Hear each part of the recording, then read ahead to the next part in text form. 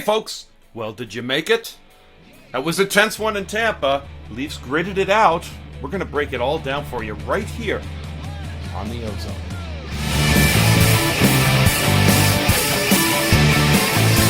You're in the offensive zone, your place for Leafs hockey.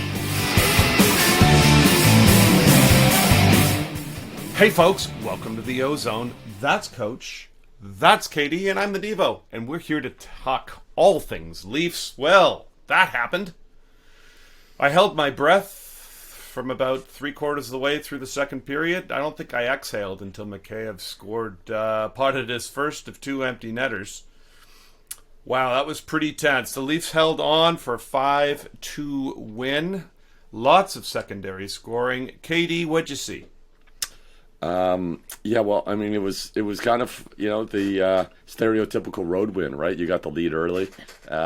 You did well on the special teams. You stayed out of the box, and your goalie made really timely saves. So, that's how we do it. I mean, it's also important to note, like, what's even better than a great penalty kill is not getting penalties to begin with. So, you had 3 penalties. One we'll get to about with Justin Hall, but other than that, they're really disciplined. They didn't take any crap in between whistles, really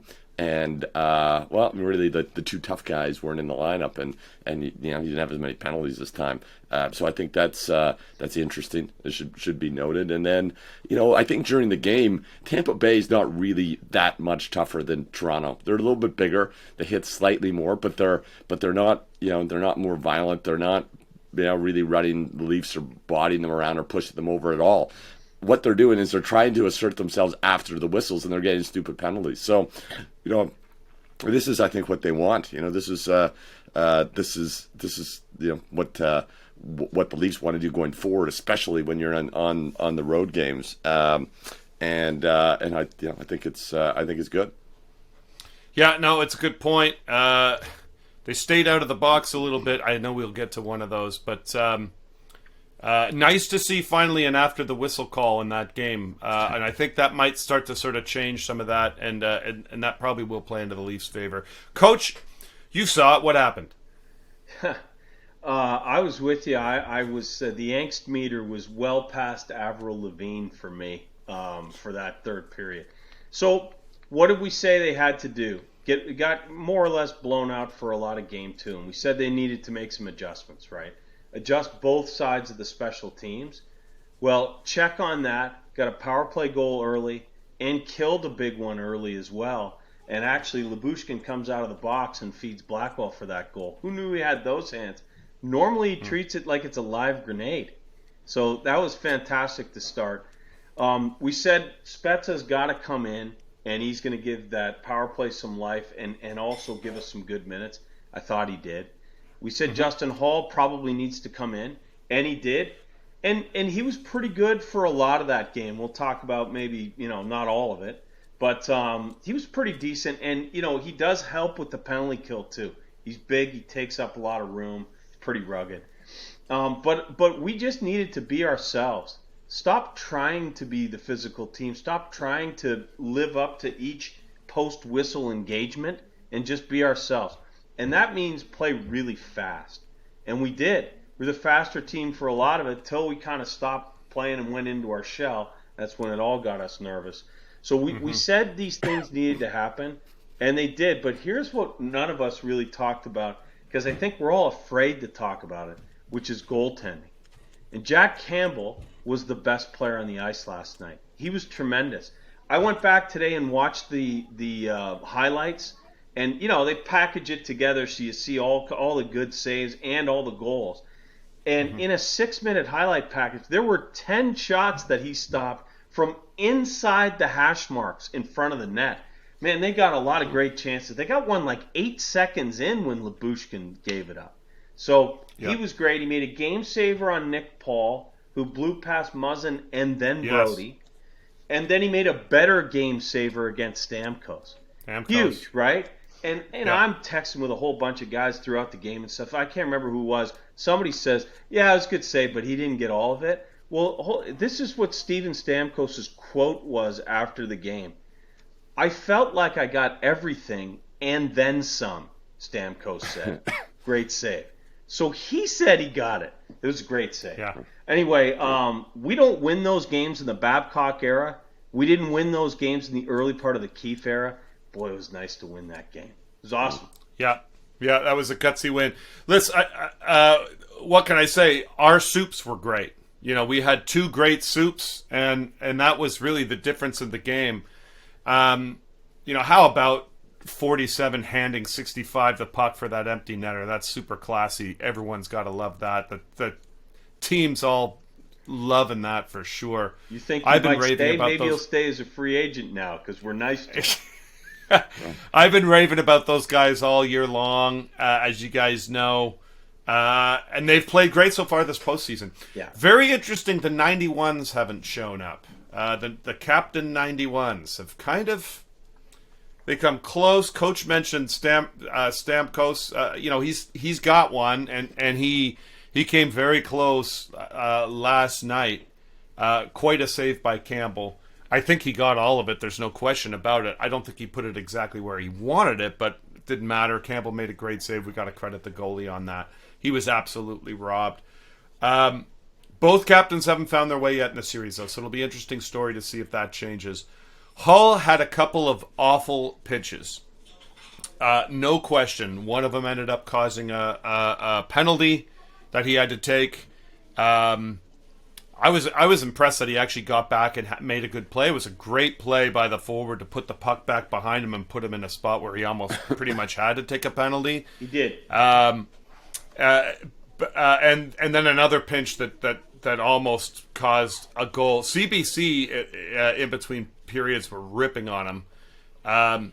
But in all honesty, I thought he played a pretty good game. He was really good in the first. And as you say, on the penalty kill, he's great. He's moving guys out in front of Campbell, I think, better than anyone on the team right now. And he's only played 3 periods. There were plenty of bonehead plays to go around. 15 did not dump the puck in on the PK. And that cost the Leafs a goal. I mean, that was brutal, that play. And like, he had total control. I didn't understand that one. We talked about that, guys, and we texted about it. But that was as big a bonehead play as anything I've seen in the It was in the capital series. E egregious. Yes.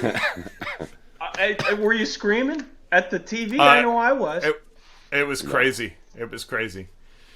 But look, we got home ice back, and that's really what's most important. And I think this is probably the gutsiest performance that we've seen in the Matthews era in a playoff game.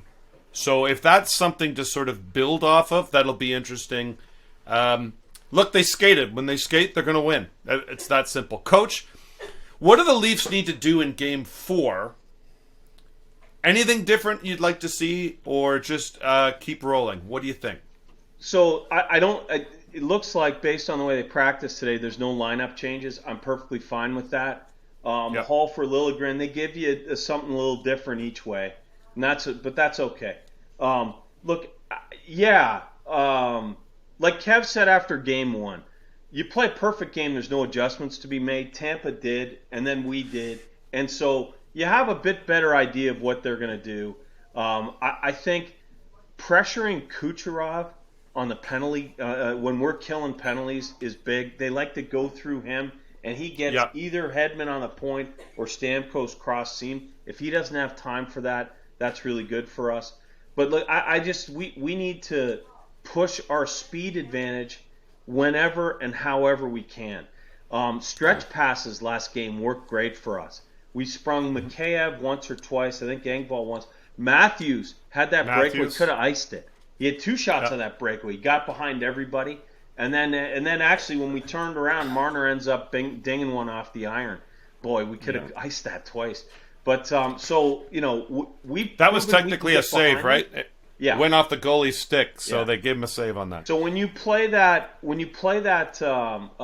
perfect road game and you get up early, they really pinch aggressively. So one of the ways you can get around that is to go for a few stretch passes. All you got to hit is one, right? And now they got to sag because they can't afford to have that continue to happen. But in Kev, I know you don't like the stretch pass, so I'll give you this caveat. We have to have control of the puck before you leave the zone. Like, you can't just right. be flying, right? Because that doesn't work either. So when they, you don't want them to hem us down and we're 5-on-4 down there. So, just keep playing our game, play the fast game. We're dominating, guys. I mean, if you look at it, we have 3 guys that are a minus, everybody else is a plus. Tampa's best guy is even in this series. Yeah. Right. Camp, I didn't give a shout out in the earlier section like I normally do. Camp was great on the draw, certainly early in the game, and that might have been a bit of a difference maker. Once Tampa starts establishing possession in our zone, things get a little bit hairy. Kev, what do you think has to happen in Game 4 for us to see continued success here? Well, the one thing I've been harping on a lot, they need to shoot more on the power play. The first unit does. Actually, when Spezza started playing, he started shooting all the time. The first power play unit needs to shoot more. Either Riley's got to shoot from that top spot, or I'd be willing to switch it, let Matthews up at the top and shoot it. The point, the wing, shots off the wing only work when the point is a threat. If the point's not a threat, Tampa Bay plays off. Tampa Bay is covering the wingers, the players off the wing. So that availability is not there. What it needs to do is come back to the arrowhead there, and the puck's got to go on net. So I'd like to see more of that. I think we should note that that Killorn, Cirelli, and Point, they really shut down the Matthews line for 2 periods, like caved them in, and really outplayed them. So let's hope we start to see that. In the third period, the Matthews line got rolling, and so we want to see that work a little bit. I'm happy they're staying the line, the lineup.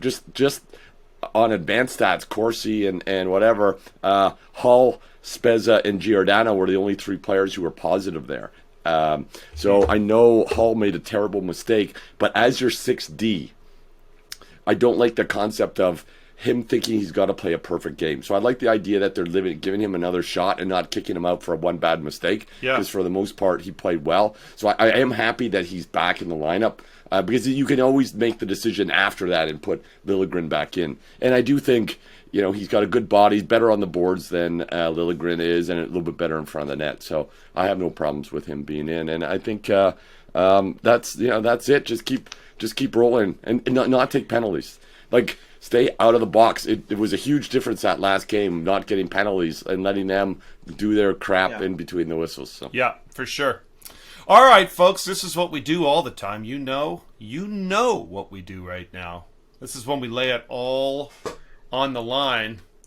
You loyal subscribers know we've already called the series. We're doing this game to game now. So let's keep it as simple and easy as possible. Sunday night in Tampa. KD, what's going to happen? I think the Leafs are going to win this. I think they're going to get up early and the panic will start. And, we should also note that the greatest goalie in the world is not seeing the puck very well. So the Leafs got to get a lot of pucks on net. I think they will. I think they maybe get a lucky one. And I know this whole Vasilevsky is great after a loss, but my bet is that they break the streak and they finally take them down. So calling for a tight 3-2 win. All right, Coach, down in the desert. Keep it brief. What do we got?